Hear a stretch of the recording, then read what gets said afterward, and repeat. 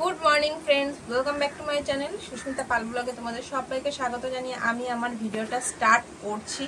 এখন বাজে সকাল 9:30।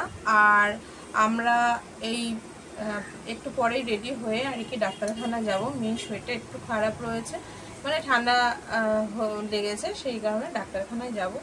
দেখো তাড়াহুড়ো করে কি রান্না করেছি। এই যে ভাত, সবার জন্য ভাতও বেড়ে নিয়েছি। ভাত, আলু সিদ্ধ ভাত করেছি। আর এটা হচ্ছে কালকের মাংস করেছিলাম, অল্প একটুখানি আছে। আর কালকেই করেছিলাম, সেটা হচ্ছে কালকেরই সব শাক ভাজা। আর হচ্ছে এই যে মুগের ডাল সবই অল্প অল্প আছে।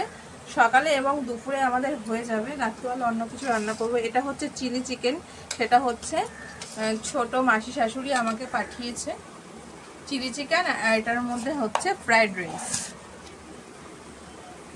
সকালবেলা মা বাবা খেয়েছে, তারপরেও এইটুকুনি বেঁচেছিল, মানে বেঁচেছে, আমরা খেয়ে নেব।